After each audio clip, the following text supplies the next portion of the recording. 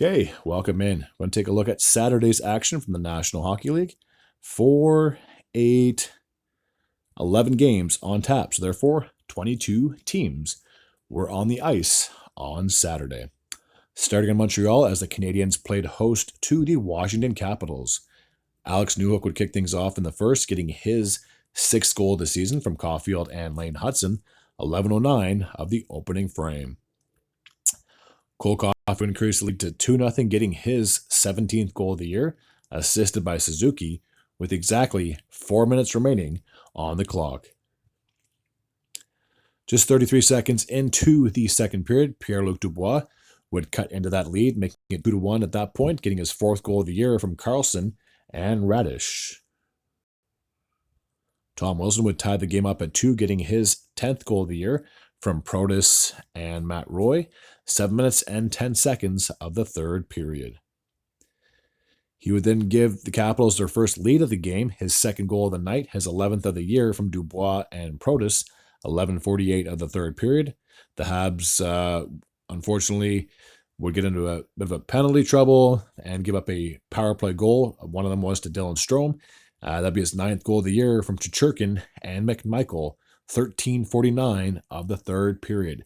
And that's where we'd stand at the end of regulation. Okay, the Boston Bruins played host to the Philadelphia Flyers. Mateo Michkov would kick things off in the first, getting his 10th goal of the season, a power play goal from Couturier and Andre, 7:24 of the opening frame. He would then score again with 2 minutes and 36 seconds to go on the clock, getting his 11th goal of the year, assisted by Sanheim. Just over 5 minutes into the second period, Frederick would finally get the Bruins on the board, getting his 4th goal of the year, a power play marker from Lowry and Geeky, 5:26 of the second.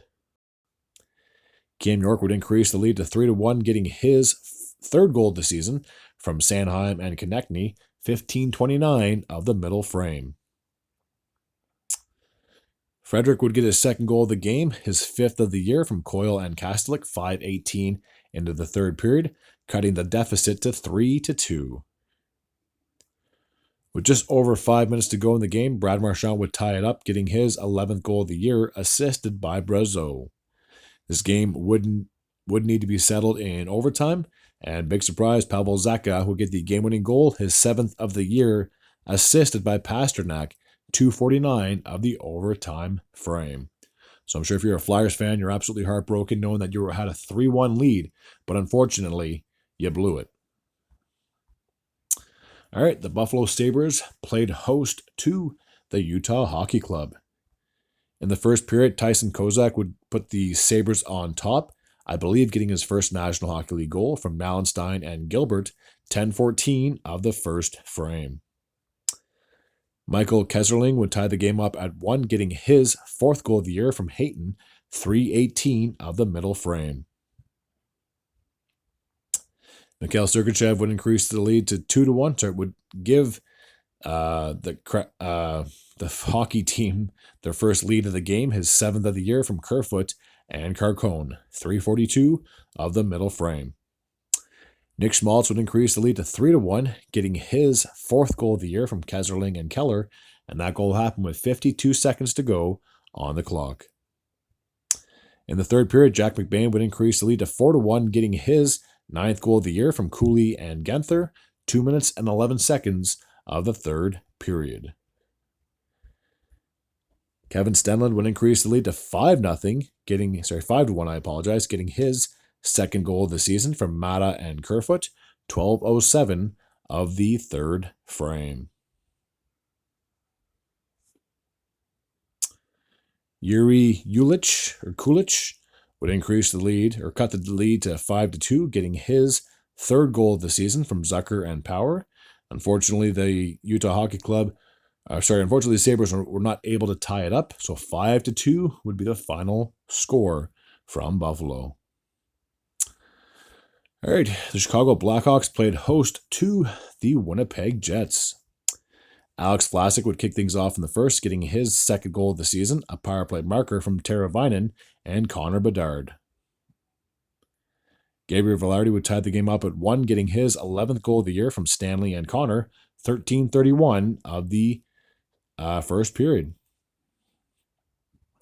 Alec Martinez would put the Blackhawks back on top, getting his first goal as a member of the Chicago Blackhawks since signing there in the offseason, assisted by Mikheyev and Dickinson. 13 seconds left, heading into the second period. The Blackhawks had a 2-1 lead. Nito Niederreiter would tie the game up at 2, getting his 10th goal of the year from Appleton and Fleury, and that goal happened with 6 minutes and 50 seconds remaining in the second.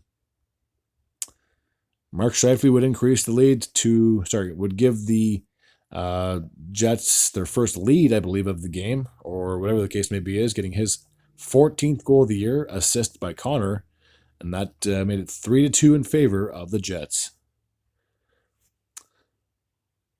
Where am I? Sorry, it would make it 3-1. I apologize. Mason Appleton would finally increase the lead to 4-2, unassisted, with 41 seconds to go on the clock. So 4-2 would be the final score. All right, the New York Islanders played host to the Carolina Hurricanes. In the first period, Andrei Svechnikov would give the Hurricanes a 1-0 lead, his 22nd of the season, from Gothenburg and where am I? Gothenburg and somebody else. So for the Hurricanes, they're definitely starting to, find their wheels, and obviously once Decord gets healthy again, they should have, or not Decord, sorry, but definitely a tough loss for the Hurricanes, but I'm pretty sure they're in the top 3 of that division, and I will check, like I said, once I have Monday's video done. I think I just summarized the game before I even talked about the scores, so I apologize. In the first period, Andrei Svechnikov would make it 1-0 in favor of the Hurricanes, getting his 10th goal of the season, a power play goal from Aho and Shane Gothenburg, 15:43 of the first period. Jean-Gabriel Pageau would tie the game up at 1 in the second period, 6 minutes and 5 seconds to be exact. For Pageau, that'd be his 6th goal of the year from Dobson and Cyplikov. I don't know why I jumped ahead. I always do that. Svechnikov would get his 2nd goal of the game, his 11th of the year from Jarvis and Shane Gothenburg, 9:23 of the middle frame, putting the current Hurricanes, up 2-1.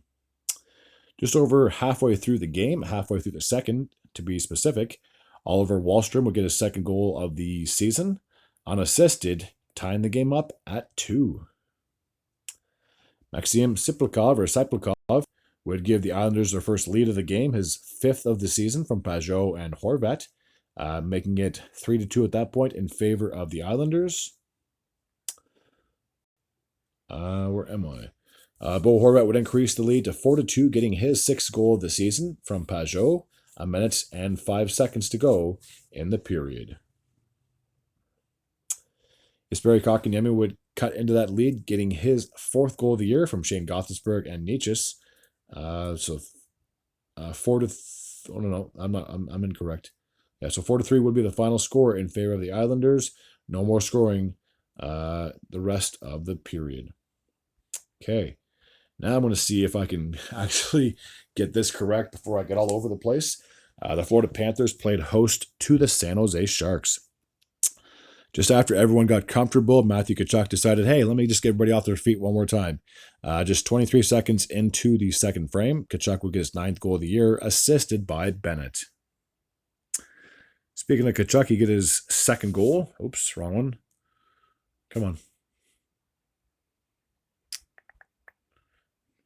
Where am I? 1.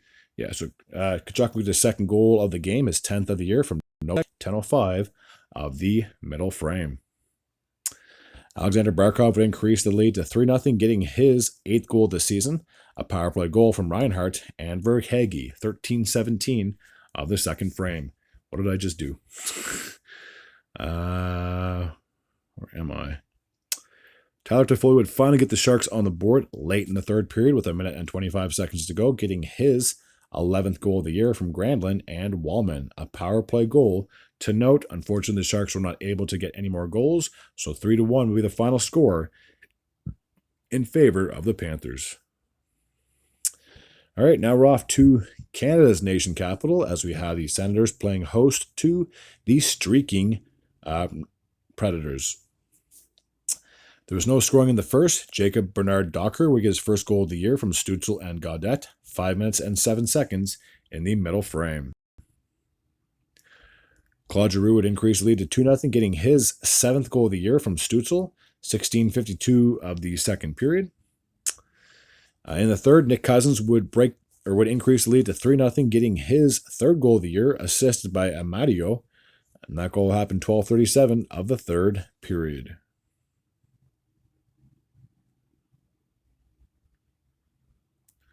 All right, now we're off to Colorado as the Red Wings played host to the Avalanche. In the first period, Valeri Nichushkin would kick things off for the Avs, getting his 7th goal of the year, assisted by Girard and Mittelstadt. And there we go. Cale Makar would increase the lead to 2-0, getting his 9th goal of the year, assisted by McKinnon and Rantanen, 2:44 of the second period. Detroit would finally get on the board with 1 minute and 47 seconds to go in the second. Raymond would get his 10th goal of the year from Larkin, and unfortunately, the final score would be 2-1 in favor of the Avs. The Red Wings were not able to really do much of anything. All right, the Pittsburgh Penguins played host to the Toronto Maple Leafs. So in the first period, Rickard Rakell would get his 11th goal of the year from Grizzlejic and Kevin Hayes, 4:39 of the opening period. The Los Angeles Kings played host to the Minnesota Wild. Adrian Kempe would score with 43 seconds to go in the first, getting his 13th of the year from Kopitar and Anderson, 19:17 of the first period. Still in the first, Corey Perry would increase the lead to 2-0, getting his 5th goal of the year from Nurse and Draisaitl, 12:25 of the first frame.